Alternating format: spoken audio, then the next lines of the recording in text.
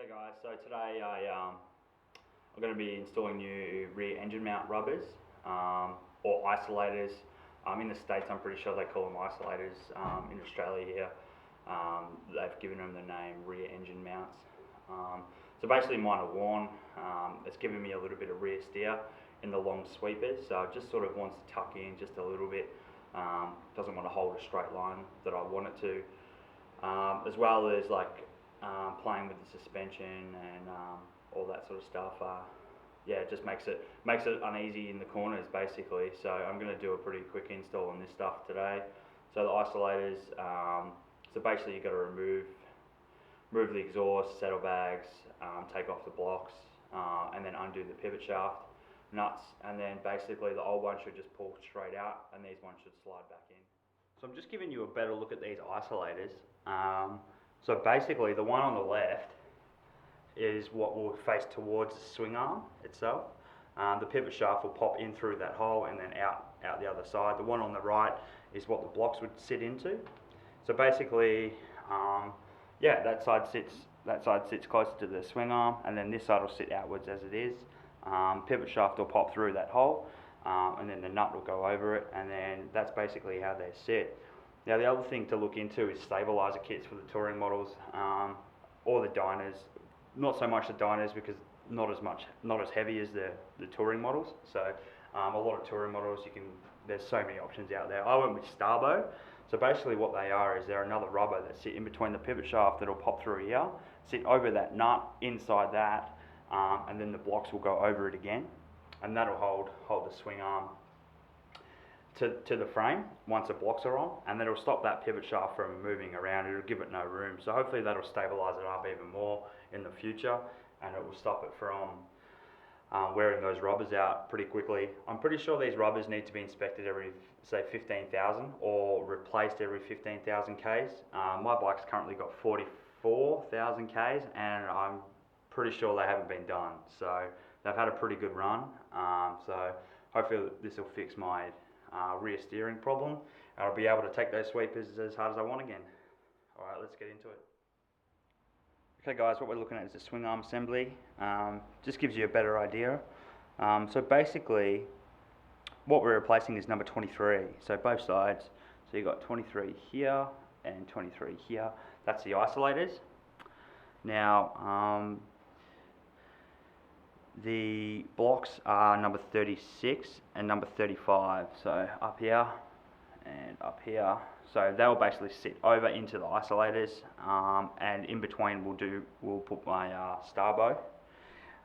So basically that pivot shaft there, number 21, slides all the way through. The bearings sit, number 15, the bearings actually sit in the actual swing arm assembly itself. So either side, one there, and there's a couple of spaces and rubbers, stuff like that fit in between. Now their dealership says that they never really need to be changed, just the bearings. I've done a check for the bearings, and they seem fine, so I'm just going to replace the isolators and installing that sta-bo kit. But hopefully that gives you a bit of an idea of what we're doing.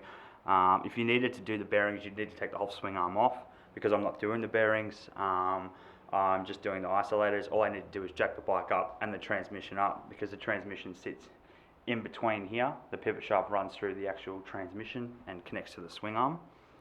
And so yeah, I'll jack the bike up, jack the transmission, well, just sort of hold it in place, just to support it a bit, and then basically undo those pivot shafts, nut, and the isolator should slide straight out, and then new ones in. And then once I get the sta-bos there, I'm waiting for them in the mail, but once I get them, then I'll be able to put them in, and then put the blocks over and put it all back together.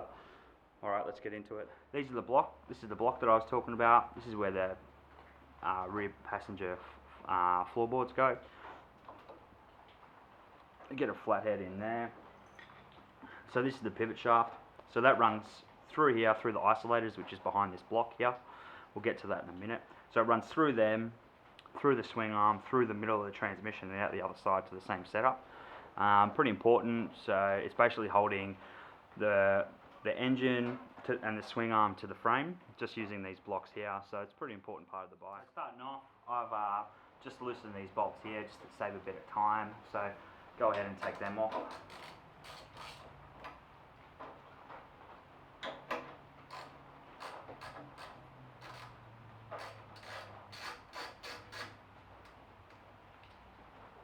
Just like so. Then you can move this block out of the way.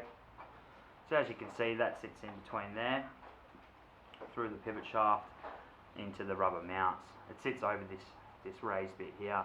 So I'm guessing my sta-bos, when they come, if I put that back on, my sta-bos will sit in between here and then hold that pivot shaft. We'll get a better look once I install them as well. Anyway, take them apart. So next what we're going to have to do is undo that pivot shaft nut, and then pull that out.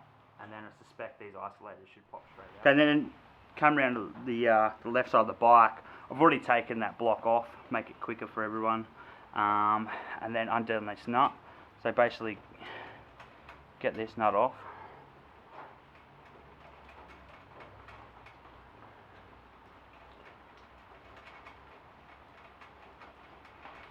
Okay, so just gently, I like to use a bit of a cloth. Just give it a bit of a tap out. Be able to get in there with just some pliers and take that rubber isolator out. There's a little spacer over the pivot shaft as well. Just be careful to hold on to them, you're going to need them. There it is. And there's the old one. I think I see the problem. I'll go through that later.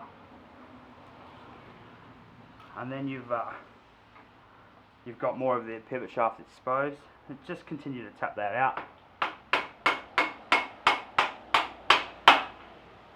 Okay, that's basically through. Same thing, these are just like spacers, I suppose. Should be able to pop this out. Just like that. Hold on to those two spacers. Once again, you can see more of the pivot shaft. And continue to give it a tap out.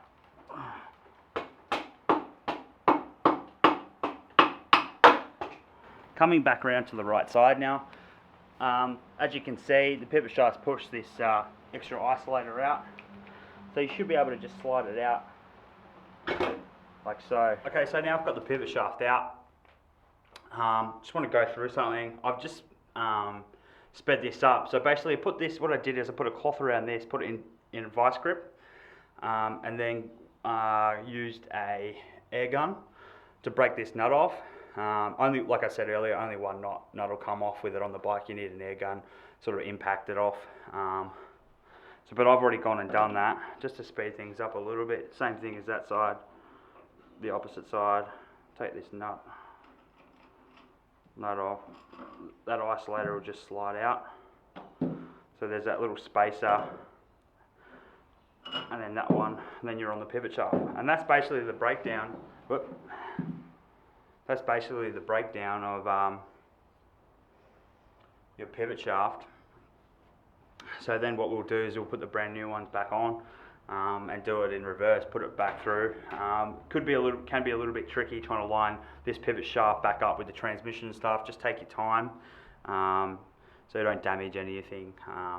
You do have to move the swing arm a little bit. It can be a little bit tricky on your own, so if you've got a friend with you to help you sort of lift the swing arm up to align everything. And that's the main reason why we support that swing arm before we even pull anything out, to try and keep everything as lined as we can. Like I said, that pivot shaft and those blocks are holding the frame and basically the swing arm and the transmission all together, the motor all together. So yeah, it's going to be a little bit tricky by myself to line that up, but you'll get there eventually. Just take your time, and that's about it. So basically these are the old ones. Hopefully you can see that. So they are pretty worn.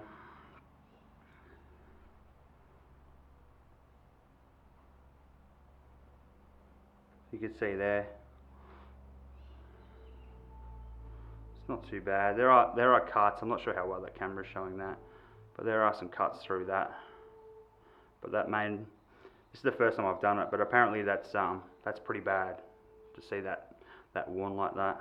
So the other side, that was the right side. Left side ain't too bad actually. So there are some divots and stuff through there, but there's no big cuts in it whatsoever. Oh, there is one there actually. So yeah, they definitely needed replacing. They still feel pretty solid to me, but like having the first time done this, but seeing that this metal's showing tells me that they definitely needed to be done. So there, I'm just going to demonstrate to you how they sit. So that slot there sits in that, just like so, just like that. And that's how it will sit when it goes back in. It's easy to show you guys now because when I'm putting it back in, once that pivot shaft is back in, it's going to be a little bit harder for you guys to see that. So yeah, just make sure they line up. Okay, so I'm just going to assemble the right side again. I'm just going to do it the same side that came out. So the right side is the one that I had to use the air gun. Just makes sense to do it exactly in reverse. So basically, you get this one, slide it straight through. Then your isolator goes over, like so. And this little spacer, make sure it's got the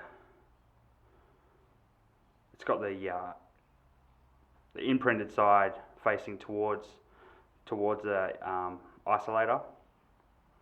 There's a little groove. I'm not sure how well you can see under there, but there's a little groove for it to sit into. Yeah. So you can just shake that in there, and then your nut goes back over.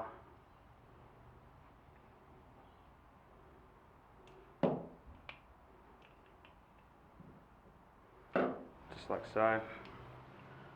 One thing I forgot to tell you is to use some blue Loctite when you put that nut back on.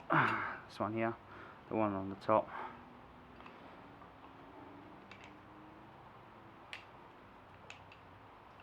Okay, so next thing is to put this pivot shaft back in. Now because this isn't fully realigned, you're going to have a bit of a play with the swing arm.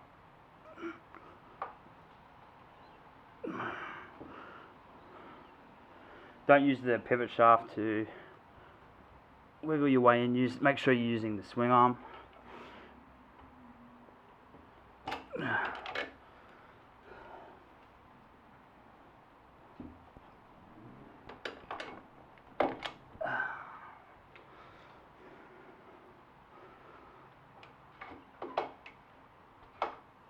Okay, that's in a little bit. So now we'll have to go around to the other side and make sure we pull that up so we can push this rest back in. It's a good idea when you put it back in to try and keep this to the top, because that's where that space has got to sit for this block. So, okay, as you can see, I've got that push back in. Took a little bit of effort. Just take your time, like I said. But I had to sort of reach around to the left side of the bike and sort of lift and push the swing arm forward a little bit, so all that would line up with the transmission. But yeah, you can get it one person, but if you've got a spare person around to help you do that while one pushes the pivot shaft in, definitely do that. Okay, so what I've done for this side is I put the ISO and a block together like that. You can put that little spacer and that on last. So I'm just going to try and slide them in together. Try and keep them together, those lined up.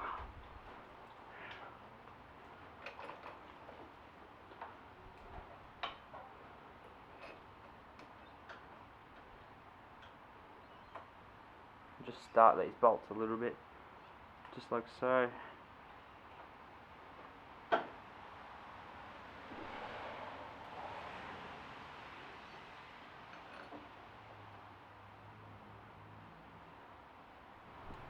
Okay, so next you want to do these up, making sure that isolator and that block is lined up in that slot that I showed you.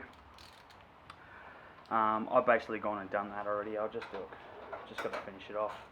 We'll torque these down just so they're tight. So then I'll push the that little spacer and the nut back in there. Okay, so from one side of the bike I've got a breaker bar holding the other nut, and then I've already done this up a fair bit. So manual says for this lock nut needs to be between 40 and 45 foot-pounds. So I've gone the full 45. Like I said, I've already done this up, and I should hear it click. There we go. Just one more, just to be sure. There you go. That's my torque wrench. Now I'll go around and do the other side just to make sure that that nut's still on the same torque spec. Go back around to this side, just again checking this lock. No, done the same setup. Already tightened it, just going to check it. There it is, one more time. Alright, so that's now torqued to spec. I've got my Loctite on there. Okay, so I'm still waiting for my sta-bos to come. So what's going to happen is they're just going to slide straight in there, go hug that actual pivot shaft, and that's it basically. They'll just sit in there nice and snug, so it'll stop that pivot shaft from moving around. They shouldn't move around now that I've got them new isolators in, but I think it'll just make everything a lot easier, put less stress on those new isolators, so it should last a lot longer. Last thing to do is to put those pretty caps back on, put your exhaust back on. I'm actually installing a new exhaust, so there'll be a video about that to come as well. And then you should be good to go. Do a road test and everything should be sweet.